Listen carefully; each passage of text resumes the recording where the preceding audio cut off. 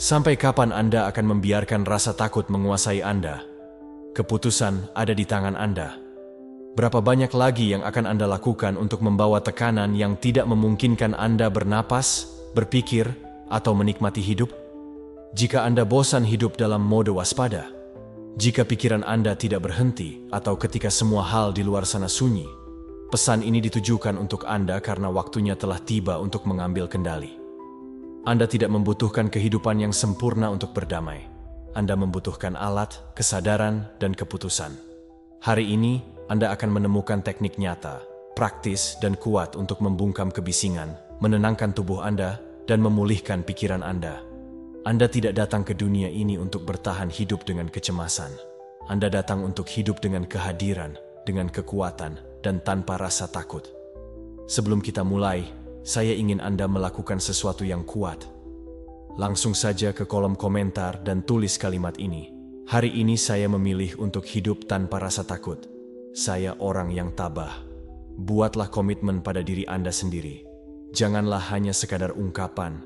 Jadikanlah itu langkah pertama menuju perubahan. Tuliskanlah dengan tujuan, dengan kekuatan, dan dengan kebenaran. Sebab ketika Anda mengungkapkannya, Anda mendeklarasikannya. Dan ketika Anda mendeklarasikannya, pikiran Anda mulai bertransformasi dari dalam.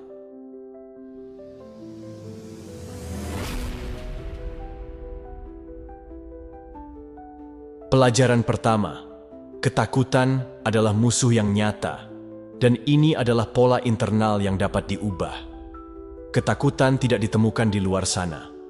Ini bukan musuh dengan wajah yang terlihat sehingga Anda dapat menunjuknya dengan jari. Ketakutan sejati berdiam di dalam diri Anda, seperti bisikan konstan yang menyabotase langkah Anda, bahkan sebelum Anda mencoba. Yang paling mengkhawatirkan adalah Anda telah menerimanya sebagai hal yang normal. Anda percaya bahwa suara hati yang mengatakan, "Tidak, kamu tidak bisa, ini bukan waktunya, kamu tidak cukup baik," adalah hati nurani Anda. Padahal sebenarnya itu adalah pemrograman lama. Pola internal yang tidak lagi cocok untuk Anda, yang harus dipecahkan jika Anda ingin maju. Segala sesuatu yang telah Anda hindari, segala sesuatu yang telah Anda tunda, segala sesuatu yang tetap berada dalam area yang sama, frustrasi berakar pada rasa takut. Namun Anda tidak menyebutnya seperti itu. Anda menyamarkannya sebagai kehati-hatian. Anda membenarkannya dengan logika. Anda menghiasinya dengan alasan. Dan setiap kali Anda melakukannya, ketakutan itu semakin kuat. Itu mengubah struktur tak terlihat yang mengendalikan hidup Anda saat Anda berpura-pura memiliki kontrol. Setiap keputusan yang lahir dari ketakutan membawa serta energi kekurangan. Anda tidak memilih yang terbaik, Anda memilih yang paling aman. Tentu saja, Anda tidak membangun apa yang Anda impikan. Anda bertahan hidup dengan apa yang tersisa. Ketakutan membuat Anda mengatakan "ya" ketika Anda ingin mengatakan "tidak". Itu membuat Anda diam saat Anda seharusnya berbicara. Ini mengunci Anda dalam hubungan dengan rasa kesepian. Itu membuat Anda tetap di dalam pekerjaan yang Anda benci karena takut akan ketidakpastian. Dan perlahan, tanpa Anda sadari, itu mencuri kehidupan yang Anda inginkan untuk dijalani. Stoicisme mengajarkan kita bahwa kekuatan sejati ada pada apa yang kita putuskan secara internal, bukan pada apa yang terjadi secara eksternal. Ketakutan bukanlah sebuah fakta, itu adalah interpretasi. Ini adalah penilaian mental tentang masa depan yang belum terjadi. Itulah sebabnya Anda bisa mengubahnya. Anda dapat melatih diri Anda untuk mengamatinya, untuk memahami dari mana asalnya, dan untuk menggantinya dengan pola baru. Satu yang berdasarkan pada iman, kekuatan, rasionalitas, dan keberanian. Ketika Anda bertindak dari keyakinan pada diri sendiri, keputusan Anda lebih akurat. Ini bukan tentang bertindak tanpa berpikir, tetapi tidak membiarkan pikiran Anda didominasi oleh kepanikan. Keberanian bukanlah ketiadaan rasa takut. Itu adalah pilihan sadar untuk bergerak maju meskipun ada rasa takut. Dan itu adalah keterampilan yang dapat Anda kembangkan. Ketika rasa takut ingin menghentikan Anda, lihatlah langsung dan tanyakan padanya, "Apa yang kamu lindungi? Bagian mana dari diriku yang masih tidak mempercayainya?" Bisakah kamu menangani ini? Jadi, alih-alih melawannya, Anda melampaui. Transformasi dimulai saat Anda berhenti hidup dalam autopilot perlindungan diri, saat Anda berhenti menghindar dan mulai menghadapinya. Pikiran ini memprogram ulang dirinya sendiri setiap kali Anda melakukan sesuatu yang bertentangan dengan apa yang ketakutan katakan kepada Anda. Ya, dia memberitahu Anda untuk tidak berbicara, maka berbicaralah. Jika dia memberitahu Anda untuk menunggu, bertindaklah. Jika dia bilang tidak, bahwa itu tidak cukup, ambil langkah. Kekuatan ada dalam gerakan, bukan kesempurnaan. Setiap kali Anda menantang sebuah pemikiran takut, Anda sedang membangun yang baru dalam diri Anda. Seseorang yang tidak membutuhkan jaminan untuk bertindak, seseorang yang percaya pada kemampuannya untuk beradaptasi, tumbuh, dan mengatasi. Itulah kebebasan sejati, yaitu tidak bergantung pada emosi reaktif untuk memutuskan. Tidak perlu semuanya berada di bawah kontrol untuk maju. Bayangkan sebuah kehidupan di mana keputusan Anda tidak ditandai dengan apa yang Anda takut kehilangan, tetapi untuk apa yang ingin Anda bangun. Sebuah kehidupan di mana Anda tidak lumpuh karena memikirkan apa yang akan terjadi jika terjadi kesalahan, karena Anda bersemangat tentang apa yang akan terjadi jika hasilnya baik. Ketika Anda memilih dari keyakinan, bukan dari ketakutan, energi Anda berubah. Postur tubuh Anda berubah, jalan Anda pun berubah. Hari ini bisa menjadi titik balik. Anda tidak perlu menghilangkan rasa takut, Anda hanya perlu berhenti mematuhinya. Terima kasih yang ingin melindungi Anda, tetapi Anda tidak lagi perlu hidup dalam ketakutan. Anda memiliki pikiran yang mampu menulis ulang narasinya dan jiwa yang meminta untuk bergerak maju. Lain kali Anda merasa takut, jangan lari, jangan tekan. Rasakan, amati, dan putuskan dari tempat lain, karena setiap tindakan keberanian, betapapun kecilnya, adalah sebuah pernyataan. Pikiran saya tidak lagi diperintah oleh rasa takut. Saya sedang menciptakan realitas baru, dan ketakutan tidak ada tempat di dalamnya. Pelajaran kedua, mengetahui penyebab stres dan cara Anda menanggapinya adalah penting. Ada sebuah pertanyaan yang sedikit orang lakukan dengan jujur. Apa yang sebenarnya terjadi padaku yang menyebabkan stres? Bukan versi yang dangkal, bukan alasan cepat seperti pekerjaan, keluarga, atau uang. Saya maksud adalah penyebab nyata, spesifik, dan pribadi, karena kita tidak semua bereaksi dengan cara yang sama terhadap keadaan yang sama. Apa yang melumpuhkan satu orang, mungkin tidak melumpuhkan orang lain. Dan nuansa itu, cara di mana Anda, khususnya Anda, menjawab tekanan adalah kunci yang membuka pintu menuju kebebasan emosional Anda. Tidak cukup mengetahui bahwa ada sesuatu yang membuat Anda stres, itu baru permulaan. Transformasi terjadi ketika Anda berhenti untuk mengamati bagaimana Anda bereaksi terhadap tekanan itu. Apa yang Anda rasakan di tubuh Anda? Pikiran apa yang muncul? Bagaimana bahasa Anda berubah? Apa sikap yang Anda ulangi tanpa menyadarinya? Pengamatan itu kuat karena ada pola yang dapat Anda ganggu dan jadwalkan ulang. Kebanyakan orang tidak ingin melihat cermin itu. Mereka lebih suka mengalihkan perhatian mereka, melakukan lebih banyak hal, dan mengabaikan gejalanya. Tetapi tubuh dan pikiran Anda berbicara. Ketegangan di leher, insomnia, mudah tersinggung, kecemasan. Semua itu adalah jawaban. Mereka bukan masalahnya sendiri. Mereka adalah hasil dari bagaimana Anda bereaksi. Dan jika Anda tidak menyadari reaksi itu, stres menjadi siklus otomatis, lingkaran tertutup yang berulang hari demi hari, menguras energi Anda, fokus, dan kesehatan. Stoicisme merangkumnya dengan tepat. Kita tidak terpengaruh oleh apapun yang terjadi, tetapi oleh bagaimana kita menafsirkannya dan bagaimana kita bereaksi terhadapnya. Sebuah pikiran pendek, tetapi dengan kekuatan membebaskan. Karena jika Anda adalah siapa yang menafsirkan, maka Anda juga bisa menafsirkan ulang. Anda dapat memutuskan untuk berhenti berasumsi yang terburuk. Anda dapat melatih diri Anda untuk merespons dengan tenang apa yang sebelumnya Anda anggap terlalu berlebihan. Anda tidak membutuhkan keadaan untuk berubah. Anda perlu mengubah cara Anda tampil di hadapan mereka. Dan disinilah hal yang sebenarnya dimulai. Pekerjaan batin. Buatlah daftar pemicu stres Anda saat ini. Tulislah tanpa menyaring. Orang, tugas, lingkungan, komitmen. Kemudian, untuk masing-masing, Amati bagaimana Anda bereaksi. Apakah Anda kesal?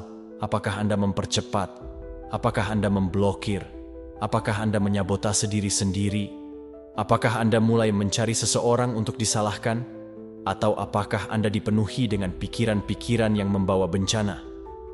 Semua itu adalah informasi yang berharga, bukan untuk menghakimi Anda, tetapi untuk mengenal diri Anda. Karena hanya dengan pengetahuan itu, Anda bisa mengubah sesuatu. Jika setiap kali Anda melakukan rapat penting, Anda merasakan simpul di perut, Anda tahu itu adalah pertanda. Apa yang dapat Anda lakukan? Bernapas dalam-dalam sebelum masuk, memvisualisasikan hasil yang positif, menulis ulang narasi internal yang Anda katakan, kamu akan gagal. Jeda kecil antara stimulus dan reaksi adalah tempat perdamaian ditumbuhkan. Tujuannya bukanlah untuk menghilangkan stres sepenuhnya, itu tidak realistis. Tujuannya adalah untuk merespons dengan lebih sedikit ketegangan, lebih banyak kejelasan, dan kontrol yang lebih baik. Miliki keadaan batin Anda sendiri, tidak peduli apapun yang terjadi di luar. Dan itu terlatih. Setiap kali Anda memilih untuk tidak bereaksi seperti biasa, Anda memprogram ulang sistem saraf Anda. Anda semakin bertambah sadar, lebih bebas. Dan ada hal lainnya yang lebih penting. Belajarlah untuk mengantisipasi. Jangan menunggu stres menimpa Anda. Ya, Anda sudah tahu situasi apa yang memengaruhi Anda, jadi siapkan respons sadar terlebih dahulu ketika mereka tiba. Buat protokol tenang Anda sendiri. Mungkin itu hanya sebuah napas dalam, sebuah frasa yang membawa Anda kembali ke sekarang. Jalan-jalan sebentar, atau bahkan senyum batin yang mengingatkan Anda bahwa ini tidak seserius yang terlihat. Selama Anda tidak mengamati reaksi Anda, stres akan terus mendominasi hari-hari Anda. Tetapi jika Anda memutuskan untuk melihat ke dalam dengan kejujuran, sesuatu berubah. Bukan karena dunia menjadi tenang, tetapi karena Anda belajar untuk hidup dengan tenang di tengah dunia. Stres bukanlah musuh Anda.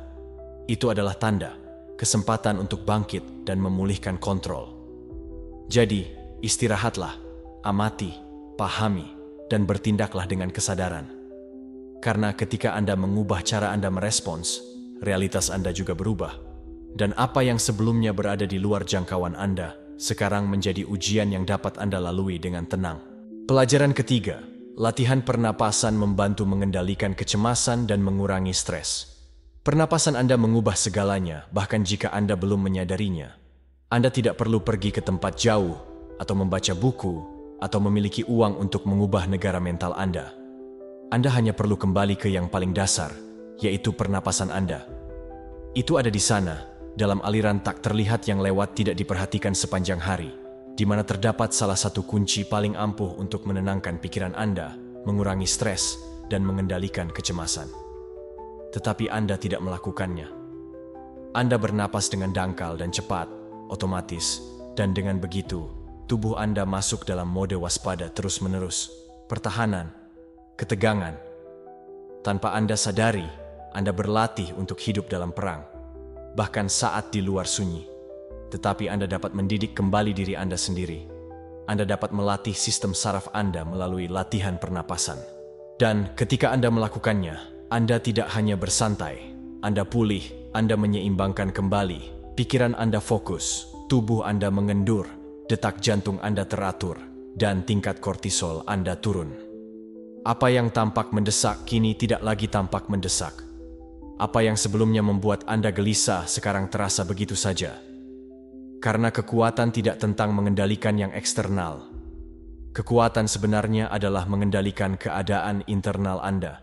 Dan bernapas adalah cara tercepat untuk mengaksesnya. Ketika Anda bernapas dalam-dalam, Anda sengaja mengaktifkan sistem saraf parasimpatik yang bertanggung jawab untuk menenangkan Anda, menyembuhkan Anda, dan mengembalikan Anda ke keseimbangan. Dan itu terjadi dalam hitungan detik. Anda tidak memerlukan waktu 1 jam, Anda hanya perlu sekarang. Tutup mata Anda jika Anda bisa, dan dedikasikan diri Anda sepenuhnya pada tugas yang tubuh Anda sudah tahu cara melakukannya. Tetapi Anda mungkin lupa cara bertindak secara sadar. Mari kita coba. Tarik napas dalam 4 hitungan. Tahan pada angka 4. Hembuskan pada angka 6. Ulangi. Rasakan. Amati. Pikiran Anda mungkin hilang untuk melawan. Dia akan mengatakan kepada Anda bahwa itu tidak berguna, bahwa Anda memiliki hal-hal yang lebih mendesak untuk dilakukan. Namun, dorongan untuk menghindari jeda itu adalah apa yang memberi makan kecemasan Anda. Karena ketika Anda tidak memberi ruang untuk ketenangan, Anda hidup didorong oleh urgensi. Stoicisme mengingatkan kita bahwa kita bukan pemilik dari apa yang terjadi, tetapi kita mengendalikan bagaimana kita meresponsnya. Dan langkah pertama untuk memilih jawaban Anda, bukan bereaksi secara otomatis, adalah menciptakan ruang internal. Bernapas adalah ruang angkasa itu. Ini seperti membuka pintu di dalam diri Anda, dan terserah Anda untuk memilih apa yang masuk dan apa yang tidak.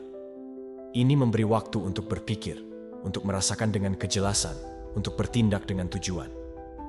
Jangan menunggu sampai Anda diambang kehancuran untuk bernafas dengan baik. Lakukan sebelumnya.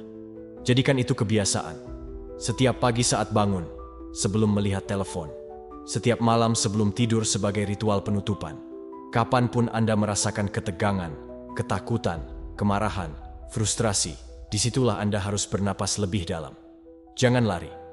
Tarik napas ke dalam ketidaknyamanan itu, dan Anda akan melihat bahwa ketidaknyamanan ini tidak sebesar yang terlihat. Anda dapat mencari teknik yang dipandu seperti pernapasan Chuato, kotak pernapasan diafragma, atau cukup menghitung pernapasan.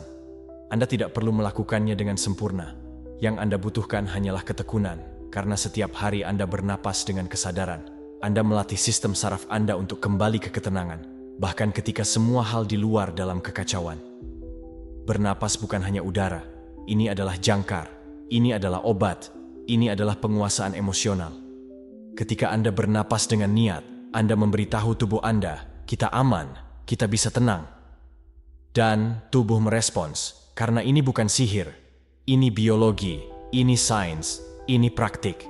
Tetapi yang terpenting, itu adalah keputusan. Jangan meremehkan kebiasaan. Mungkin terlihat terlalu sederhana, tetapi seringkali yang sederhana adalah apa yang paling banyak diubah jika dilakukan dalam jangka waktu lama. Anda dapat memulainya hari ini, sekarang, sementara Anda mendengarkan saya. Tarik napas dalam-dalam, berhenti sejenak, hembuskan napas perlahan, lakukan lagi, dan rasakan bahwa dunia belum berubah, tetapi Anda melakukannya, karena Anda sudah bernapas dari tempat yang berbeda, satu yang lebih tegas, lebih fokus, lebih bebas. Pelajaran keempat, pikiran bisa baik padamu bahkan ketika dunia tidak. Pikiran Anda tidak harus menjadi medan perang. Itu tidak harus menjadi tempat di mana sepanjang hari Anda menyerang, menuntut, atau menghukum diri sendiri. Sudah ada tekanan yang cukup di luar. Dunia sudah bisa menjadi sulit, tidak terduga, bahkan kejam. Tetapi di dalam diri Anda bisa membangun ruang yang berbeda, perlindungan, sudut yang ramah, tempat di mana pikiran Anda tidak menghancurkan Anda, tetapi menghibur Anda, di mana suara hati Anda tidak melemahkan Anda, tetapi mengangkat Anda. Karena meskipun Anda tidak bisa mengontrol apa yang terjadi di luar sana, Anda bisa memilih bagaimana menjalaninya di dalam. Sebagian besar orang telah mengubah pikiran menjadi musuh terburuk mereka. Mereka berpikir bahwa mereka butuh lebih banyak motivasi, lebih banyak kekuatan, lebih disiplin.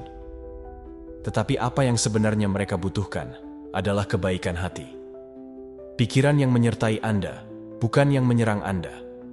Pikiran yang memahami bahwa Anda sedang melakukan yang terbaik yang Anda bisa, yang merayakan kemajuan Anda alih-alih membenci mereka. Karena kebenaran adalah ketenangan tidak datang dari apa yang Anda capai, tetapi dari bagaimana Anda berbicara kepada diri sendiri saat Anda mencapainya. Ketika lingkungan menyakiti Anda, ketika orang-orang mengecewakan Anda, ketika hal-hal tidak berjalan sesuai rencana atau harapan Anda, pikiran Anda mungkin menjadi tempat di mana Anda menemukan kenyamanan. Ini bukan tentang menyangkal realitas atau melukisnya dengan warna palsu.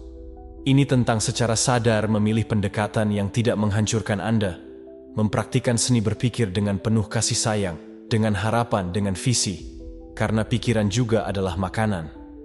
Dan jika Anda memakan pikiran penuh ketakutan, keraguan dan celaan, Anda akan menjadi mabuk di dalam.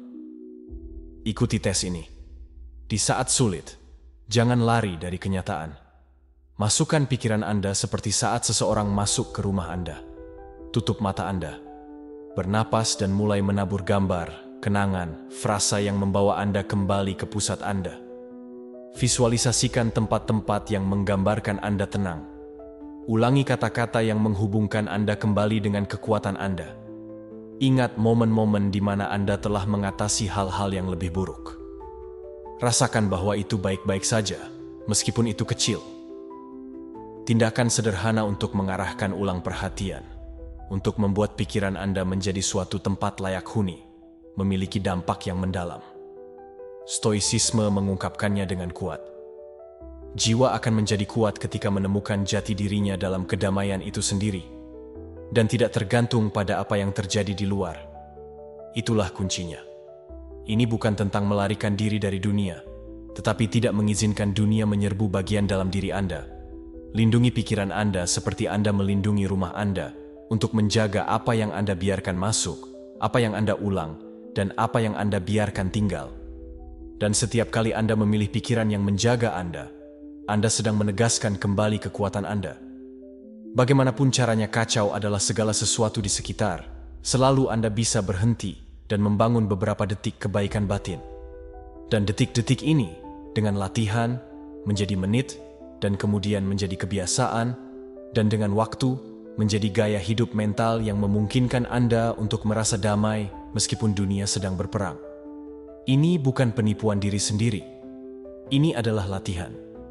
Sama seperti Anda melatih tubuh Anda untuk menjadi lebih kuat. Anda melatih pikiran Anda untuk menjadi lebih baik pada diri Anda. Dan kebaikan itu bukan kelemahan. Itu adalah strategi.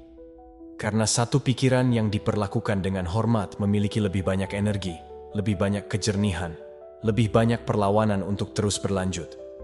Ketika pikiran Anda bersamamu, Anda tidak perlu segalanya menjadi sempurna di luar. Anda sudah memiliki hal-hal penting di dalam. Hari ini saya mengundang Anda untuk mengamati pikiran seolah-olah merupakan benih. Apa yang Anda tanam? Apa yang Anda ulang? Apa yang tumbuh di dalam diri Anda? Jika Anda tidak menyukai apa yang Anda rasakan, ubah apa yang Anda pikirkan. Jika Anda tidak menyukai cara Anda berbicara pada diri sendiri, ubah nada bicara Anda.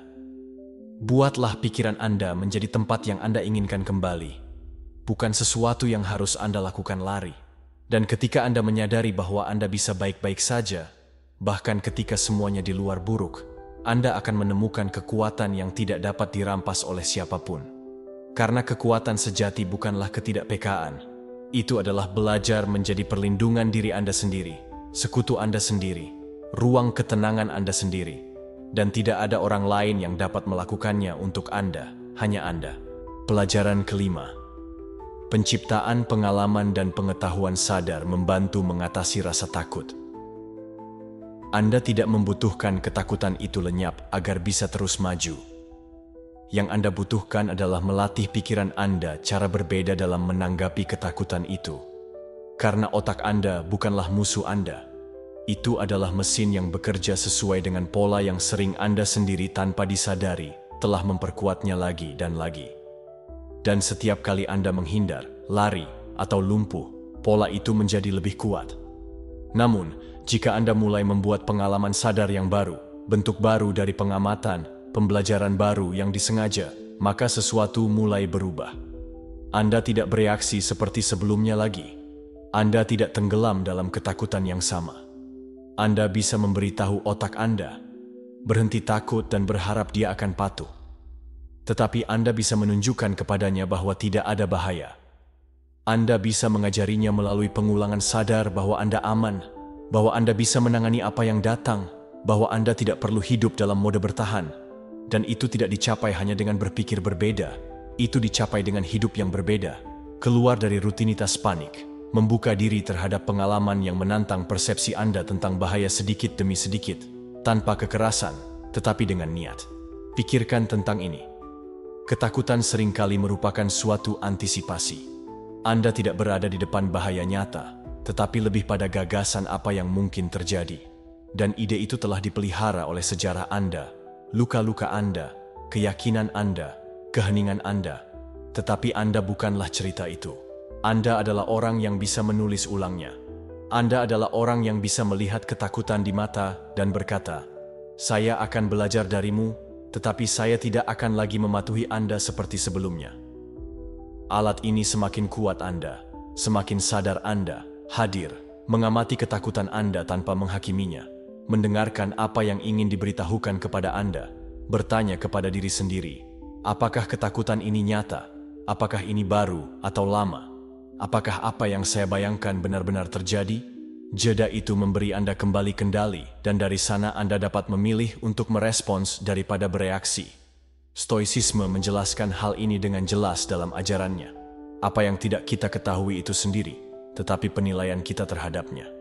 Oleh karena itu, pekerjaan yang paling penting bukanlah dalam mengubah dunia luar, tetapi dalam melatih persepsi kita.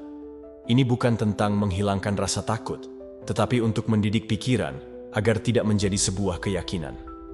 Dan pendidikan yang lebih transformatif bukanlah akademis. Itu adalah pendidikan diri yang emosional.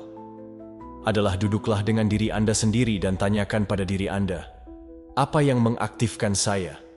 Apa yang menghalangi saya? Apa yang saya butuhkan untuk merasa aman di dalam, meskipun dunia dipindahkan keluar? Adalah berlatih pernapasan sadar, kesadaran, pengetahuan diri. Itu membaca, menulis, bermeditasi, melihat cerita Anda dengan penuh kasih sayang dan keberanian. Setiap kali Anda memilih satu pengalaman sadar, setiap kali Anda menghadapi situasi sulit tanpa lari, Anda sedang mengajari otak Anda bahwa Anda bisa melewati rasa takut tanpa runtuh. Anda sedang membuat rute baru neurologis. Anda sedang memperkuat ketahanan emosional, dan itu tidak terlihat dalam sehari, tetapi berubah menjadi minggu, bulan, dan dalam kehidupan. Karena perubahannya tidak langsung, tetapi itu tak terelakkan jika Anda melakukannya secara konsisten. Anda tidak membutuhkan kehidupan yang sempurna untuk berdamai. Anda butuh pikiran yang dilatih untuk tidak bereaksi dengan panik setiap kali sesuatu bergerak. Dan pikiran itu Anda latih dalam momen-momen kecil. Ketika Anda bernapas sebelum berbicara, ketika Anda mengamati bukannya meledak, ketika Anda memilih untuk menanggapi dengan tenang, meskipun di dalam diri Anda gemetar, disitulah Anda menjadi kuat. Anda dapat memulainya hari ini. Hari ini Anda bisa berhenti menunggu ketakutan menghilang untuk mulai hidup. Anda bisa melakukan yang sebaliknya. Mulailah hidup dari kesadaran, dari saat ini, dari keterhubungan dengan diri Anda, sehingga ketakutan itu hilang memaksa. Bukan karena sudah tidak ada lagi, tetapi karena Anda tidak lagi memberinya kekuatan itu. Pikiran Anda bisa menjadi tempat yang aman, bukan karena Anda tidak merasa takut, tetapi karena Anda telah belajar untuk melihat hal itu tanpa membiarkannya mendominasi Anda. Dan begitulah, ketika Anda mencapainya, itu menjadi kebebasan yang tidak dapat dirampas oleh siapapun dari Anda. Pelajaran ke-6, lakukan sesuatu satu persatu untuk mengurangi stres. Anda tidak perlu melakukan semuanya hari ini. Anda tidak harus menyelesaikan semuanya sekarang. Anda tidak perlu menanggung beban dari seluruh dunia pada bahu Anda setiap kali Anda bangun tidur. Urgensi yang Anda rasakan tidak selalu nyata. Ini adalah refleksi dari pikiran yang jenuh, budaya yang mengagungkan kelelahan, dan mengukur nilai Anda berdasarkan berapa banyak hal yang Anda capai dalam waktu sesingkat mungkin. Tetapi bukan itu masalahnya. Itulah kekuatan, itulah keausan. Dan jika Anda tidak berhenti, jika Anda tidak bernapas, jika Anda tidak belajar untuk melakukan sesuatu satu persatu, stres akan tetap ada dan hidup di dalam diri Anda. Tubuh Anda memberitahukannya kepada Anda. Rasa sesak di dada, rasa lelah yang konstan, pikiran yang tidak berhenti, atau bahkan saat Anda diam. Semua itu bukan kebetulan. Itu adalah hasil dari ingin berada di mana-mana pada waktu yang sama, hidup dengan perhatian terfragmentasi, mencoba melakukan 10 hal pada saat yang sama, dan tidak melakukan apapun dengan kehadiran nyata. Dan begitulah hidup Anda berjalan dalam perlombaan tanpa istirahat yang tidak Anda paksa untuk lari. Kelegaan yang sesungguhnya tidak datang ketika Anda menyelesaikan segalanya, tetapi ketika Anda belajar untuk tidak menuntut segalanya dari diri Anda sendiri pada waktu yang sama. Kejelasan datang ketika Anda bernapas dan berkata, "Sekarang hanya ini." Dan Anda menyerahkan diri sepenuhnya pada satu hal, satu tugas, sebuah percakapan, sebuah langkah. Itulah kekuasaan, itulah perdamaian. Bukan karena ketidakhadiran tanggung jawab, tetapi karena Anda memutuskan untuk menghadapinya. Hidup tidak akan berhenti menuntut dari Anda, tetapi Anda bisa memutuskan bagaimana menanggapinya. Anda dapat memilih untuk mengatur hari Anda dari ketenangan, tidak dari kecemasan. Anda dapat memprioritaskan yang paling penting dan melepaskan kebutuhan untuk mengendalikan segalanya. Anda bisa mulai dari apa yang ada di depan Anda, tanpa mengantisipasi kekacauan di masa depan. Karena ketika Anda fokus pada satu hal, masa kini berhenti terasa begitu berat. Stoicisme, seperti yang dikatakan, lakukan apa yang seharusnya dilakukan. Sekarang giliran Anda, bukan apa yang Anda pikirkan Anda harus lakukan besok. Jangan lakukan itu yang belum tiba.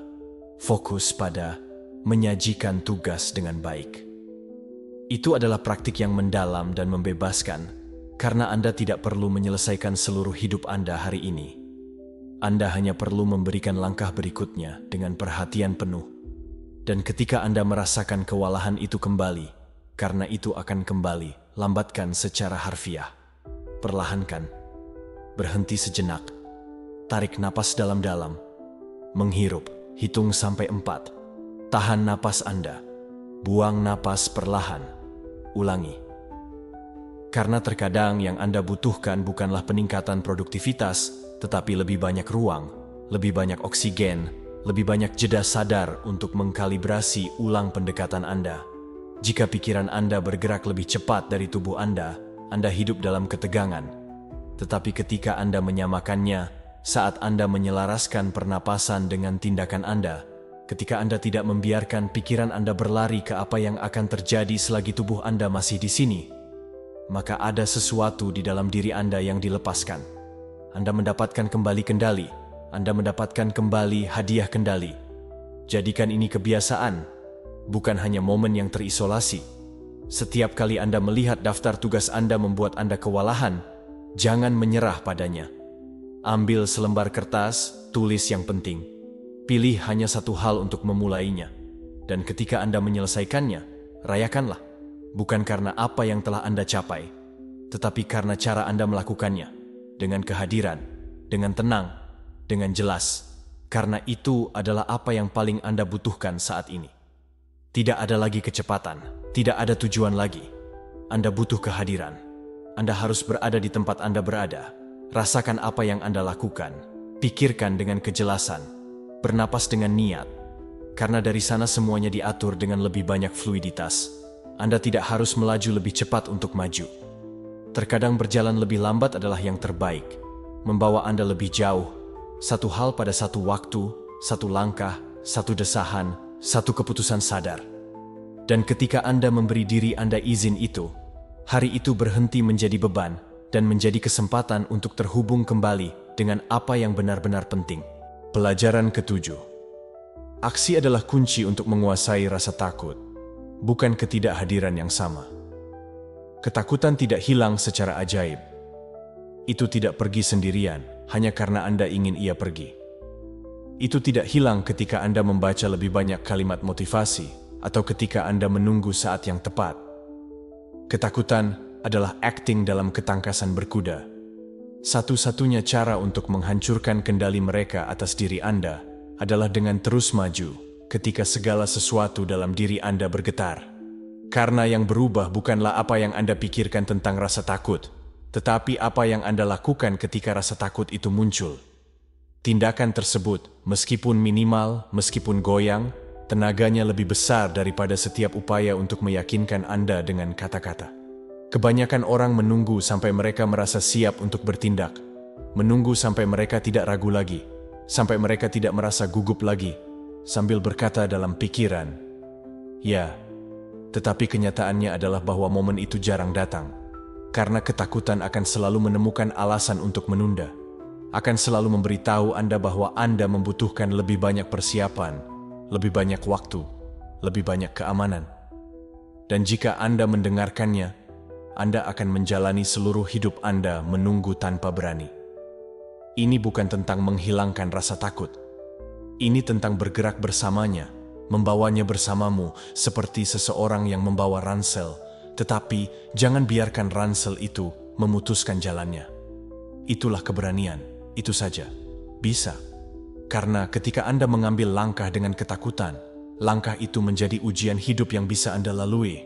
Dan ketika Anda melakukannya sekali, Anda bisa melakukannya lagi. Beginilah cara pembuatannya percaya, dengan fakta, bukan dengan pikiran. Jika Anda melihat orang-orang yang Anda kagumi, pada mereka yang Anda lihat sebagai pemberani, Anda akan menemukan kesamaan. Bukannya tidak takut, tetapi karena mereka telah memutuskan untuk bertindak meskipun ada rasa takut. Mereka telah menjadikannya teman mereka, bukan sipir mereka. Dan mereka telah mengulangi proses tersebut berkali-kali sehingga ketakutan, meskipun masih ada, tidak lagi menjadi beban yang sama. Tidak ada lagi yang bisa menghentikan mereka. Anda juga bisa melakukannya. Anda tidak perlu memberi lompatan raksasa. Anda hanya butuh satu langkah konkret yang dapat Anda ambil hari ini. Telepon orang itu, kirim email itu, rekam video itu, daftar kelas itu, bicaralah dengan suara gemetar jika Anda melakukannya, tetapi jangan diam saja.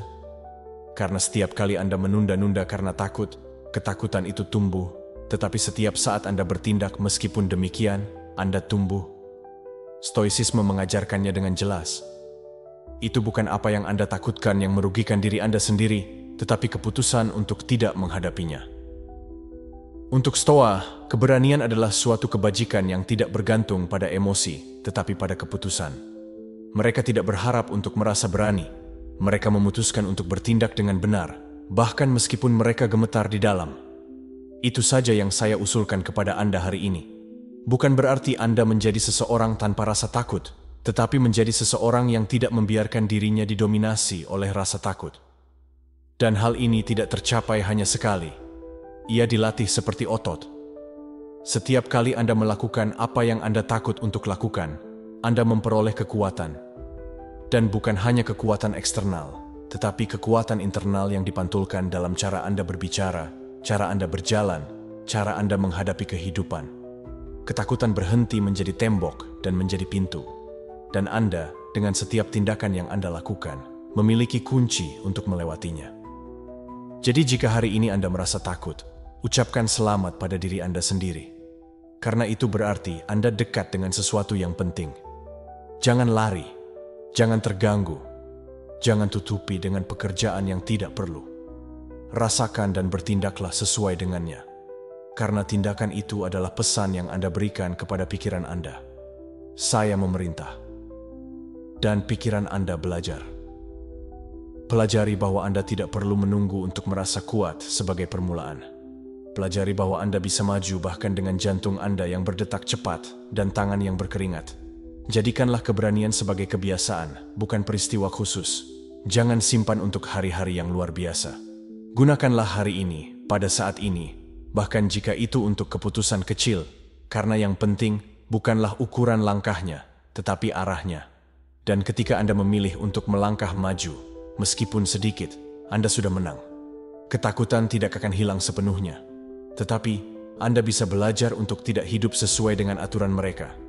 Dan pada saat itu, ketika Anda bertindak dengan rasa takut di dada, tetapi tatapan Anda tegas, ada sesuatu di dalam diri Anda yang menyala dan percikan itu, dengan setiap langkah, menjadi api. Pelajaran ke-8, makanan dan kortisol. Makanan secara langsung mempengaruhi tingkat kortisol, hormon stres. Apa yang kamu makan tidak hanya memberi nutrisi pada tubuhmu, tetapi juga membentuk kondisi pikiranmu, tingkat energimu, kemampuanmu untuk mengelola stres, dan kejernihan mentalmu. Semua ini terkait erat dengan apa yang kamu putuskan untuk taruh di piringmu, karena setiap makanan yang kamu pilih adalah tanda yang kamu berikan pada tubuhmu. Kamu bisa menenangkannya atau malah mengobarkannya. Peradangan konstan dan diam-diam dapat mengaktifkan kortisol dan membuatmu tetap dalam keadaan waspada yang tidak perlu. Ada ketegangan internal yang bahkan tidak kamu ketahui dari mana asalnya, tetapi itu mencuri ketenanganmu, tidurmu, dan kesabaranmu. Kortisol adalah hormon yang bijaksana yang menyelamatkanmu dalam saat-saat bahaya. Tetapi ketika hormon ini aktif sepanjang waktu, ketika tubuhmu merasa terancam hanya karena kamu makan dengan buruk, terlampau banyak gula, tepung olahan, dan makanan ultra olahan, itu memulai siklus yang sulit diputus. Tubuhmu masuk ke dalam mode stres tanpa alasan eksternal dan kamu merasakannya.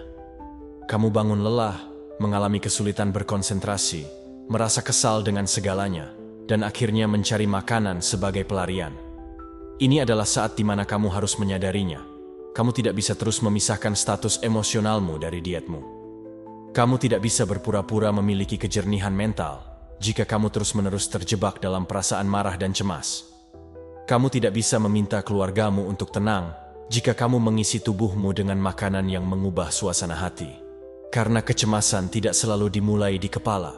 Banyak kali itu dimulai di usus, dalam darah, dalam apa yang kamu katakan, dan bagaimana kamu mengatakannya. Yang terbaik dari semuanya adalah kamu tidak perlu memperumit hal-hal. Kamu tidak perlu melakukan diet ekstrim atau hukuman makanan. Kamu hanya perlu kembali ke dasar, makan dengan nyata, makan dengan sengaja, dan prioritaskan makanan yang menyehatkan untuk menenangkanmu, bukan menghancurkanmu setelahnya. Buah-buahan segar, sayuran berwarna, kacang-kacangan, biji-bijian utuh, dan lemak baik seperti minyak zaitun, kacang-kacangan, dan alpukat adalah obat. Itu adalah ketenangan dalam bentuk makanan. Diet Mediterania bukan hanya tren sesaat. Itu adalah salah satu pola makan yang paling banyak diteliti di dunia. Diet ini dapat mengurangi peradangan, mengatur kortisol, meningkatkan tidur, melindungi hati, dan terutama menstabilkan keadaan emosional. Karena ketika kamu makan dengan seimbang, tubuhmu memberikannya kembali kepadamu dalam bentuk kedamaian batin. Dan itu bukan sihir, itu biologi. Ini adalah kimia internal yang bekerja di dalam tubuhmu.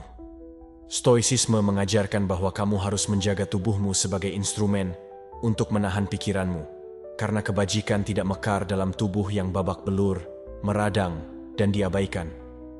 Kamu tidak bisa mencapai ketenangan jika kamu sedang berperang dengan apa yang kamu konsumsi. Orang bijak tidak menyerah. Mereka tidak mencari kesenangan instan jika itu berarti nyeri berkepanjangan. Pilihlah apa yang baik, bukan hanya apa yang mudah. Jadi, jika kamu hidup dengan penyakit tingkat stres, jika kamu merasa tidak ada apa-apa yang memengaruhi dirimu, bahwa kamu mudah marah dan energimu anjlok, perhatikan apa yang kamu makan. Ini bukan tentang rasa bersalah, ini tentang hati nurani. Setiap makanan adalah pilihan menuju keseimbangan, dan memahami bahwa disiplin makanan bukanlah kekakuan, melainkan perawatan diri. Lakukanlah dengan mudah, mulai hari ini. Jangan menunggu tubuhmu berteriak. Secara bertahap, hilangkan gula berlebih, tepung putih, dan makanan gorengan yang tidak perlu. Tambahkan segenggam kacang, ganti roti putih dengan yang lebih bergizi. Perbanyak sayur di piringmu, jangan makan terburu-buru, mengunyahlah dengan lambat, bernapaslah. Biarkan makananmu bukan hanya bahan bakar. Biarkan ini menjadi jeda, momen koneksi dengan dirimu, karena tingkat kortisol juga turun saat kamu makan dengan tenang. Tubuhmu siap untuk pulih. Dia hanya membutuhkanmu untuk membantu. Dan ketika kamu melakukannya, kamu akan melihat. Kamu akan berpikir lebih jernih, tidur lebih nyenyak, dan hidup lebih ringan. Karena perdamaian juga dimulai dari apa yang kamu putuskan untuk taruh di piringmu. Pelajaran ke-9, visualisasi sebagai alat untuk menghasilkan keamanan dan kontrol di dalam. Tutup matamu sejenak dan tarik napas dalam-dalam. Bayangkan kamu berjalan tanpa alas kaki di pantai yang tidak ada orang lain yang tahu. Itu milikmu. Matahari menyentuh kulitmu tanpa rasa terbakar. Anginnya lembut, menyelimuti, pasirnya halus dan segar. Suara laut bukan hanya sekadar kebisingan, itu adalah irama, melodi yang menenangkan. Kamu sendirian, tetapi tidak merasa kesepian. Ada kamu dan itu sudah cukup. Karena di tempat ini tidak ada yang mengancammu. Tidak ada tuntutan yang mengganggumu. Semuanya teratur di sini, bahkan dirimu. Ruang ini tidak ada di luar, ada di dalam, dan kamu dapat mengunjunginya setiap saat kapanpun kamu membutuhkannya. Itu bukan fantasi, itu adalah alat. Ini adalah cara ampuh untuk mengingat bahwa kamu memiliki kekuatan untuk menciptakan keamanan batin, bahkan ketika semua hal di sekitarmu tampak tidak stabil. Visualisasi bukan hanya teknik relaksasi. Itu adalah deklarasi diam. Aku bisa menjadi damai, meski dunia tidak damai. Pikiranmu tidak membedakan antara apa yang kamu bayangkan dan apa yang kamu alami. Dan itu bisa bekerja untuk keuntunganmu. Karena jika kamu melatih pikiranmu untuk kembali ke tempat yang aman itu lagi dan lagi. Dengan semua indera terlibat, melihat cahaya, merasakan angin sepoi-sepoi, mendengarkan suara laut, kamu mulai memprogram ulang sistem sarafmu. Kamu mulai hidup dalam keadaan waspada yang terus-menerus. Tubuhmu mulai memahami bahwa ia dapat menurunkan kewaspadaanmu. Ada tempat untuk kembali dan beristirahat. Dan tempat itu nyata, bukan karena ada di peta, tetapi karena memiliki efek nyata pada dirimu. Turunkan kortisolmu, lembutkan napasmu, rilekskan otot-ototmu, matikan kebisingan mental. Semua itu terjadi ketika kamu menutup mata dan memvisualisasikan dengan mendalam. Kamu tidak melarikan diri dari kenyataan. Kamu sedang berhubungan dengan kemampuanmu untuk mengatur diri sendiri. Kamu sedang menjalankan dominasi atas keadaan internalmu. Banyak orang mencari rasa aman dengan menunggu dunia berubah, tetapi dunia tidak berhenti. Tidak berhenti menekan, bergerak, dan mengubah. Oleh karena itu, berharap faktor eksternal memberimu ketenangan adalah kesalahan yang membuatmu lelah. Kebebasan sejati dimulai ketika kamu mengerti bahwa kamu dapat membangunnya dan melindungi dirimu dari dalam. Semakin sering kamu mempraktikannya, semakin cepat kamu akan mengaksesnya. Itu menjadi otomatis. Itu menjadi milikmu. Stoicisme mengajarkan bahwa kita tidak mengendalikan apa yang terjadi, tetapi kita juga mengendalikan bagaimana kita memposisikan diri terhadapnya. Dan itu adalah inti dari visualisasi, menempatkan dirimu secara emosional dan mental dalam keadaan kekuatan dan ketenangan, bahkan ketika terjadi kekacauan di luar. Ini bukan pelarian, ini latihan. Ketika kamu mengulang latihan ini secara konsisten, pikiranmu mulai mencari pantai itu, bahkan di tengah badai nyata. Pernapasanmu beradaptasi, keputusanmu berubah, reaksi menjadi lebih tegas dan tidak impulsif. Jadikan ini sebagai kebiasaan. Setiap hari, bahkan jika itu hanya 5 menit, cari tempat yang tenang. Duduk atau berbaring. Tutup matamu. Tarik napas dalam-dalam dan lihatlah pantai itu. Perhatikan detailnya. Tekstur pasirnya, nada langit, suara ombak, bahkan aroma udara laut. Semakin sensoris pengalaman, maka efeknya akan semakin kuat. Tetaplah di sana. Biarkan tubuhmu terbiasa dengan ketenangan itu. Dan ketika kamu kembali membuka matamu, lakukanlah secara perlahan. Bawalah sedikit rasa aman itu bersamamu. Perasaan itu dalam kendali. Tidak perlu berlari. Tidak perlu mempertahankan dirimu. Karena sekarang kamu tahu sesuatu yang baru. Kamu dapat mengunjungi keadaan itu kapanpun kamu membutuhkannya. Kamu bisa membawa pantai itu bersamamu kemanapun. Karena itu bukan tempat fisik. Itu adalah keadaan pikiran yang kamu pilih, yang kamu ciptakan. Stres tidak lagi menjadi kata terakhir. Kamu memilikinya, dan kata itu bisa diam, bisa damai, bisa menjadi pantai. Bisa menjadi ruang yang kamu bangun dengan tujuan untuk mengingatkanmu bahwa apapun yang terjadi, kamu selalu bisa kembali pada dirimu sendiri. Kamu selalu bisa bernapas, tutup matamu, dan berada di sana. Pelajaran ke-10, pengulangan dan paparan terhadap rasa takut mengurangi kekuatannya terhadap kita. Ketakutan kehilangan kekuatan saat kamu berhenti melarikan diri. Itu tidak menghilang, bukan saat menghilang secara ajaib, tetapi ketika kamu menghadapinya cukup untuk menunjukkan padanya bahwa dia tidak sekuat yang terlihat, karena ketakutan tumbuh dari penghindaran. Semakin kamu menghindarinya, semakin besar ia tumbuh. Semakin banyak kamu menghindarinya, semakin ia menyamarkan dirinya sebagai raksasa. Tetapi, ketika kamu melihatnya dari sudut pandang depan, saat kamu mendekatinya sedikit lebih dekat setiap hari, ada sesuatu dalam dirimu yang berubah. Kamu bukan lagi ratunya. Kamu adalah salib. Ini bukan tentang keberanian tiba-tiba. Ini tentang pengulangan, tentang paparan konstan. Mengambil situasi yang sama yang membuatmu tidak nyaman dan mengubahnya menjadi tempat yang sudah dikenal. Pertama kali kamu gemetar, saat kamu ragu. Saat ketiga kamu bernapas lebih lambat. Yang keempat tidak lagi kamu berlari.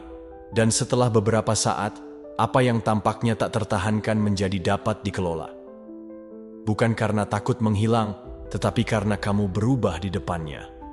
Otakmu belajar dengan pengalaman, bukan dengan logika, bukan dengan nasihat, bukan kalimat motivasi. Belajarlah dari apa yang kamu jalani, dari apa yang kamu ulangi, dari apa yang kamu hadapi.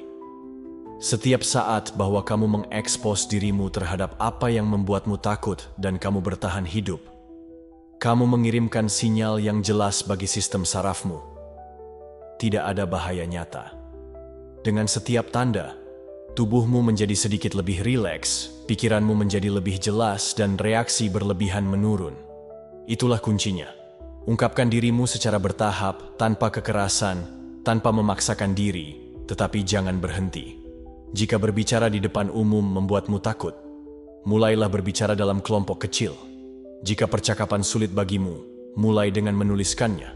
Tuliskan, lalu praktikkan dengan suara keras. Jika ketakutan akan penolakan melumpuhkanmu, biarkan dirimu terpapar pada penolakan mikro sukarela. Buatlah satu permintaan yang canggung. Katakan apa yang biasanya kamu diamkan. Telepon seseorang yang biasanya kamu hindari. Setiap tindakan, meskipun mungkin terlihat kecil, adalah latihan. Stoicisme mengajarkan bahwa seseorang tidak boleh berusaha menghindari apa yang ditakuti, tetapi untuk berlatih menolaknya dengan tenang. Seneca mengatakan bahwa kita harus mengekspos pikiran terhadap kejahatan terlebih dahulu, sehingga ketika mereka tiba, mereka tidak membuat kita terkejut. Pelatihan emosional adalah apa yang memberi kamu kekuatan nyata, karena kamu tidak lagi hidup menghindari. Kamu tidak lagi membuang energi untuk menghindar. Kamu hidup menghadapi, memperkuat diri, melangkah maju. Ketakutan tidak pernah hilang sepenuhnya, tetapi itu bukan masalah. Masalah sebenarnya adalah membiarkannya mendominasi dirimu. Dan itu terjadi ketika kamu tidak terbiasa dengannya, ketika kamu membiarkannya tetap menjadi ancaman yang tidak diketahui. Namun jika kamu membuat takut akan kedatangan tamu yang sering datang, jika kamu mengundang rutinitasmu, jika kamu berhasil menjadikannya bagian dari latihan harianmu, maka ketakutan itu kehilangan status musuhnya dan menjadi indikator, tanda pertumbuhan. Ulangi tindakan itu berulang-ulang. Hadapi ketidaknyamanan itu dengan keputusan. Kamu tidak perlu menyukainya. Jangan biarkan hal itu menghentikanmu. Dan setiap kali kamu melakukannya, catatlah. Catat kemajuanmu. Rayakan percakapan sulit yang kamu lakukan, video yang kamu posting, batas yang kamu tetapkan. Situasi yang sebelumnya membuatmu takut, dan hari ini kamu berhasil melewatinya. Karena semua itu penting, semuanya membangun identitas baru, suatu masa di mana rasa takut tidak lagi mengatur hidupmu. Ketika kamu tahu kamu harus melakukan sesuatu dan merasakan ketakutan itu muncul, jangan berhenti. Amati apa yang kamu rasakan. Tarik napas ke dalam ketidaknyamanan itu dan berikan langkah yang sama, meskipun dengan tangan gemetar dan suara pecah. Yang penting adalah apa yang kamu lakukan dengan apa yang kamu rasakan. Dan semakin sering kamu melakukannya, semakin banyak penghalang tak terlihat yang menahanmu terjebak larut. Jadikan ketakutan sebagai pelatihanmu, bukan alasanmu. Dan kamu akan melihat bagaimana kehidupanmu mulai berkembang. Karena setiap ketakutan yang dihadapi adalah pintu yang terbuka, dan di belakang masing-masing pintu itu, ada versi dirimu yang lebih bebas, menunggu untuk dijalani. Pelajaran ke-11. Pentingnya melepaskan masa lalu dan tidak khawatir secara obsesif. Yang membuatmu menderita bukanlah masa lalu, tetapi keterikatan padanya. Itulah percakapan yang kamu ulangi terus-menerus dalam pikiranmu, mencari cara baru untuk memahaminya seolah-olah kamu dapat menulis ulangnya. Itu adalah kesalahan yang tidak kamu lepaskan, rasa bersalah yang kamu bawa seolah-olah itu adalah bagian dari identitasmu. Tetapi masa lalu tidak bisa disentuh, tidak dapat diubah. Satu-satunya hal yang dapat kamu lakukan hanyalah membiarkannya begitu saja. Karena saat kamu memegangnya, saat pikiranmu berputar di sekitar apa yang tidak bisa lagi kamu lakukan, kamu kehilangan satu-satunya hal yang benar-benar kamu miliki, sekarang. Dan bukan hanya masa lalu, ada juga kekhawatiran tentang masa depan yang belum tiba, tetapi sudah mencuri kedamaianmu seolah-olah itu nyata. Pikiranmu menjadi mesin yang mengantisipasi kemalangan, membayangkan skenario, mencoba mengendalikan apa yang tidak berada di bawah kendalimu, dan dalam upaya putus asa untuk menghindari rasa sakit di masa depan, kamu akhirnya menghasilkan nyeri saat ini. Hidup adalah penipuan diri sendiri dalam ketegangan konstan untuk hal-hal yang bahkan belum terjadi. Masalahnya bukan pada berpikir, tetapi pada terobsesi, terjebak dalam siklus tanpa keluar, di mana setiap pikiran mengarah pada sesuatu yang lebih merusak, pembenaran, celaan, skenario hipotetis. Kamu terputus dari tubuhmu, dari pernapasanmu, dari lingkunganmu, dan yang paling serius, dalam kondisi seperti itu, kamu kehilangan kejernihan. Kamu tidak bisa menyelesaikan apapun. Kamu tidak dapat melihat segala sesuatu sebagaimana adanya. Kamu terlalu dalam ke dalam pusaran angin. Keluar dari situ bisa, tetapi tidak dengan perjuangan, tidak melawan pikiranmu. Keluar adalah observasi. Itu memberi dirimu sendiri akun. Itu melihat pikiranmu tanpa mengidentifikasikan dirimu. Aku mengulang diriku sendiri ini lagi. Saya sedang menantikan masa depan yang belum ada. Momen kesadaran kecil itu mengubah segalanya, karena di sanalah kamu berhenti terjebak. Kamu bukanlah sebuah pikiran. Kamu adalah dirimu yang pergi. Stoicisme merangkumnya dengan kuat. Kita tidak terpengaruh oleh apa yang terjadi, tetapi oleh bagaimana kita menafsirkannya. Jika interpretasi itu syarat dengan masa lalu yang tidak bisa kamu lepaskan, atau masa depan yang tidak bisa kamu kendalikan, maka penderitaanmu adalah suatu konstruksi mental. Kamu tidak menjalani apa yang terjadi. Kamu sedang menjalani apa yang kamu pikirkan tentang apa yang terjadi, dan itulah yang dapat kamu latih. Kamu bisa mengajarkan pikiranmu untuk kembali ke masa kini, untuk berhenti terjerat, untuk menghuni saat ini tanpa keputusan. Tetaplah sederhana. Ketika kamu merasa terjebak dalam pikiran, kembalilah ke tubuhmu. Bernapaslah, lalu duduk. Amatilah apa yang mengelilingimu. Dengarkan bunyinya, lihat cahaya yang masuk melalui jendela, dan sentuh sesuatu dengan hati-hati, segala sesuatu yang merupakan jangkar. Semua itu kembali kepadamu secara instan, dan dalam momen itu, selalu lebih tenang daripada yang ingin diterima oleh pikiranmu. Latihlah kembali ke masa kini sebagai kebiasaan. Jangan lakukan itu hanya ketika kamu sakit. Lakukanlah setiap hari sebagai sebuah latihan, sebagai komitmen untuk dirimu, dan sedikit demi sedikit, pikiran obsesif kehilangan kekuatan. Bukan karena mereka menghilang, tetapi karena mereka tidak lagi menyeretmu. Kamu melihat mereka datang, kamu membiarkannya. Kamu tidak lagi berdebat dengan mereka. Kamu tidak perlu lagi meyakinkan diri sendiri tentang apapun. Kamu terima saja apa adanya. Dan dari situlah kamu bisa bertindak. Karena ketika kamu berhenti hidup dalam kebisingan mental, kejernihan muncul, dan dengan itu kemungkinan untuk memutuskan dengan tenang, untuk menyelesaikan apa yang perlu diselesaikan. Kamu dapat berubah dengan melepaskan apa yang tidak dapat kamu lakukan. Ini bukan tentang pengunduran diri, tetapi tentang kehadiran. Kehidupan di mana kamu berada, bukan tempat yang pernah kamu kunjungi, atau tempat yang kamu takut untuk kunjungi. Kamu dapat memulainya hari ini. Kamu bisa berhenti melihat kembali untuk mendapatkan jawaban yang tidak lagi penting. Kamu bisa membuang kebutuhan untuk mengantisipasi setiap detail besok. Kamu bisa bernapas, berada di sini, dan pahamilah bahwa ketenangan tidak ditemukan dalam mengetahui segalanya, tetapi dalam melepaskan apa yang tidak diketahui. Saat ini tidak berteriak, ia berbisik. Itulah mengapa kamu butuh keheningan untuk mendengarnya. Dan ketika kamu melakukannya, ketika kamu akhirnya berada di sini, benar-benar di sini, segalanya menjadi lebih jelas, lebih ringan, lebih nyata, karena di masa sekarang tidak ada badai. Hanya ada kamu, hanya saat ini, dan di dalamnya. Kamu sudah memiliki semua yang kamu butuhkan untuk memulai kembali. Pelajaran ke-12. Menjadi sekutu kecemasan sebagai kunci untuk mengubahnya dan memulihkan kebebasan. Berhentilah bertengkar dengan kecemasan. Dia bukan musuh. Dia tidak datang untuk menghancurkanmu. Dia datang untuk membangunkanmu, mengeluarkanmu dari rutinitas yang membuatmu tertidur, dari keterputusan yang membuatmu tidak tertarik. Kecemasan itu seperti alarm yang berbunyi aktif ketika ada sesuatu di dalam dirimu yang tidak seimbang. Dan semakin banyak kamu abaikan, dia berteriak lebih keras. Tetapi jika dialih-alih membungkamnya, kamu memutuskan untuk mendengarkannya, disitulah transformasi kamu dimulai. Banyak orang hidup dengan melarikan diri dari kecemasan. Mereka menutupinya, menekannya, membiusnya, tetapi itu tidak berarti apa-apa. Itu untuk membebaskan diri, yaitu menutup mata. Mercusuar, karena apa yang kamu rasakan memiliki tujuan. Ketidaknyamanan itu mencintaimu dengan mengatakan sesuatu.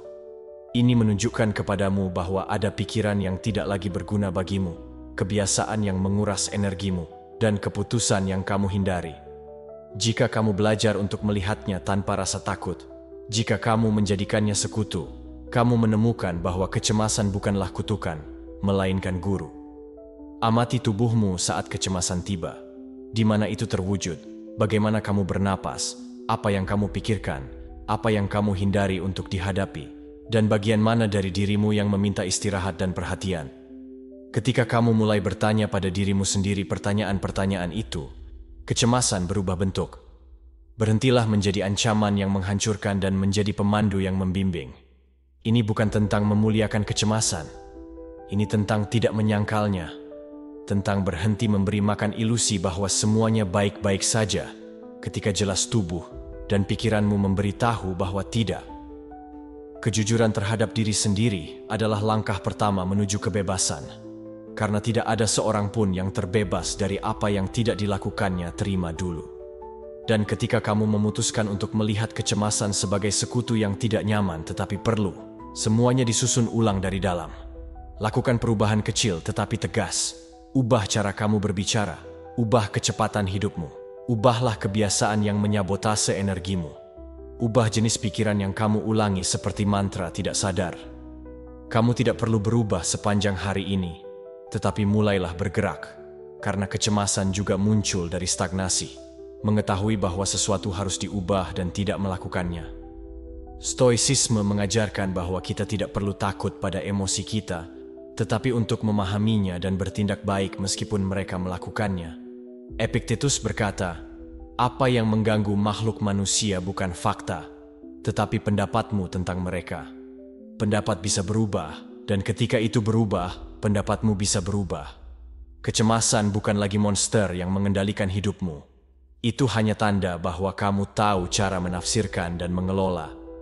Bernapaslah dalam apa yang kamu rasakan. Jangan lari, jangan berkelahi. Tetaplah bersamamu. Lihatlah dirimu dengan kasih sayang. Tuliskan jika perlu. Beri nama, berikan itu bentuk, karena apa yang diberi nama tidak lagi mendominasi secara merata. Yang dipahami dapat berubah, dan apa yang diterima menjadi lebih ringan. Latihlah ini setiap hari. Amati saat-saat kecemasanmu sebagai kesempatan penyesuaian, bukan sebagai serangan yang harus dihilangkan. Tanyakan pada dirimu, apa yang ditunjukkan ini kepadaku? Apa yang perlu diubah dalam hidupku? Apa yang membuat sistemku berhenti memberi peringatan? Kadang-kadang itu adalah sesuatu yang eksternal, tetapi seringkali itu adalah sesuatu di dalam, sebuah pikiran, sebuah harapan, luka yang tak tertangani. Dan ketika kamu mulai melihat hasilnya, sekalipun kecil, rayakanlah. Karena setiap langkah yang kamu ambil menuju keseimbangan adalah sinyal kepikiranmu bahwa kamu tidak lagi melarikan diri, bahwa sekarang kamu menjalani kesadaran, bahwa kamu bersedia merasa ingin sembuh, bahwa kamu tidak butuh topeng, hanya kehadiran, hanya kebenaran. Kecemasan tidak harus menjadi akhir, ini mungkin awal. Awal dari kehidupan di mana kamu lebih banyak mendengarkan dirimu sendiri, di mana kamu hidup lebih lambat, di mana kamu berbicara pada diri sendiri dengan rasa hormat, di mana kamu bertindak berdasarkan cinta pada diri sendiri dan bukan karena takut. Itulah jalan menuju kebebasan sejati di dalam. Dan ketika kamu merasakannya, ada sesuatu di dalam dirimu yang bergerak. Kamu tidak ketakutan. Datanglah lebih dekat, dengarkan, belajar, karena mungkin itu bukan masalahnya, tetapi pintu itu meminta untuk dibuka. Pelajaran ke-13. Penggunaan metode 5321 untuk menjangkar perhatian pada saat ini. Pikiranmu bisa pergi sangat jauh dalam hitungan detik. Ini dapat menyeretmu ke masa depan yang belum tiba, ke masa lalu yang sudah berakhir, atau membenamkan diri dalam lingkaran pikiran yang hanya menambah kegelisahan. Tetapi di tengah badai itu, kamu memiliki alat sederhana dan ampuh untuk kembali padamu. Indramu. Metode 54321 bukanlah teknik yang rumit atau esoterik. Ini adalah cara untuk kembali ke tubuh, untuk kembali ke saat ini, kembali ke satu-satunya hal yang benar-benar terjadi saat ini. Mulailah dengan apa yang kamu lihat. Lihatlah di sekelilingmu. Sebutkan 5 hal, tetapi jangan hanya menyebutkan kata-kata seperti kursi atau lampu. Jelaskan, hentikan, amati warnanya, tekstur, dan bagaimana cahaya jatuh pada masing-masing objek. Pikiranmu, yang beberapa detik yang lalu kacau, mulai tenang karena kamu memberinya tugas nyata untuk fokus. Visual menjadi jangkar, dan dari situlah segalanya berubah. Kemudian pergi ke menyentuh. 4 hal yang dapat kamu rasakan. Bagaimana rasanya bagian belakang kursi? Kamu sedang duduk di mana? Bagaimana kain pakaianmu? Suhu udara di kulitmu? Kaki kamu menyentuh tanah? Ini bukan hanya sekadar daftar. Ini adalah sebuah pengalaman. Karena tubuh tidak merenung, tidak khawatir, tidak proyek. Tubuh hidup di masa sekarang, dan ketika kamu mendengarnya, kamu kembali ke realitas yang telah ditinggalkan pikiranmu. Kemudian kenali 3 suara. Tidak masalah apakah mereka keras atau lembut, mereka sudah ada di sana tanpa kamu sadari. Keramaian dari perangkat, nyanyian burung dari jauh, napasmu sendiri. Dengan fokus pada pendengaran, kamu melatih pikiranmu untuk melepaskan kebisingan internal dan terhubung dengan apa yang terjadi di luar. Kamu sedang mengambil giliran, berpindah dari kecemasan ke perhatian penuh, dari antisipasi ke kehadiran. Dilanjutkan dengan 2 aroma. Mungkin tidak ada aroma yang kuat, tetapi sesuaikan persepsimu. Cium pakaianmu, lingkungan sekitar, kulitmu, atau kopi yang kamu minum beberapa waktu lalu. Meskipun halus, mereka ada di sana. Dan masing-masing adalah pengingat bahwa kamu di sini, pada saat ini, merasakan bahwa sudah cukup. Dan terakhir, rasa. Mungkin itu sisa makanan terakhir yang kamu konsumsi, atau hanya rasa alami dari mulutmu. Yang penting bukan bahwa itu menyenangkan, itu nyata. Terhubung dengan rasa berarti menutup lingkaran indera.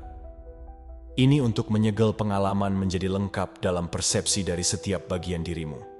Metode ini bukan hanya sekadar trik pikiran, ini adalah jembatan langsung ke ketenanganmu. Karena kecemasan membutuhkan kecepatan, gangguan, dan masa depan. Tetapi ketika kamu memutuskan untuk pelan-pelan, fokus pada inderamu, dan menamai apa yang kamu jalani, kamu menghilangkan oksigen dari rasa takut. Kamu menghilangkan kekuatan pikiran obsesif, dan kamu mendapatkan kembali porosmu. Stoicisme berpendapat bahwa penguasaan interior lahir dari belajar, mengarahkan perhatian terhadap apa yang ada dalam kendali kita. Dan tidak ada hal lain yang lebih berada dalam kendali kamu, daripada di mana kamu memutuskan untuk memfokuskan pikiranmu. Kamu tidak dapat mengontrol apa yang muncul di kepala, tetapi kamu dapat mengarahkannya kembali. Kamu bisa mengatakan kepadanya, mari kita amati, bukan bayangkan. Dan dalam tindakan kecil itu, kamu menjadi pemilik masa kini kamu. Buatlah ini sebagai ritual. Jangan menunggu untuk berada di ambang kehancuran untuk menggunakannya. Berlatihlah juga di saat tenang, sehingga sistemmu belajar untuk menggunakan ini secara alami, bahwa indramu menjadi sekutumu, bahwa di sini dan sekarang menjadi tempat perlindunganmu. Karena ketika kamu hadir, sungguh hadir, ketakutan sirna, pikiran itu akan hilang, dan kamu akan kembali pada dirimu sendiri.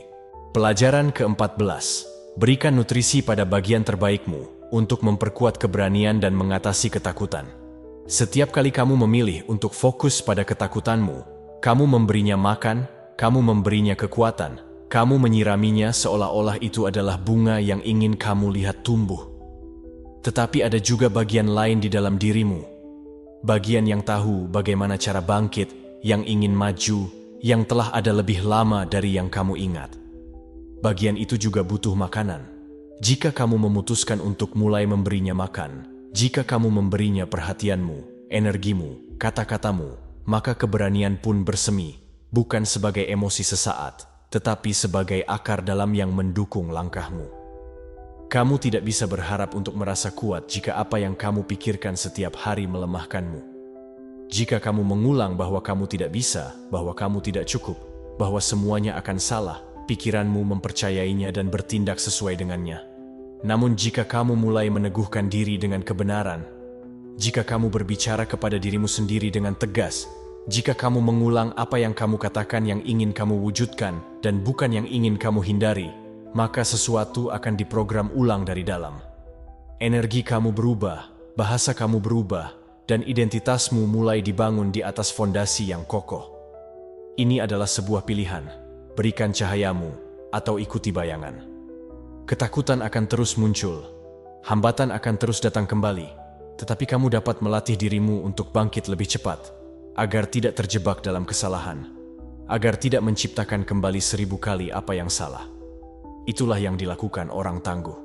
Mereka merasa, ya, tetapi mereka tidak mandek. Mereka mengenali kejatuhan dan memilih untuk melanjutkan, karena mereka tahu bahwa bertahan lebih berbahaya daripada melangkah maju dengan rasa takut. Kamu tidak perlu menghapus hal-hal negatif. Kamu hanya perlu berhenti memberikannya tempat pertama dan mulai berlatih kebiasaan sehari-hari.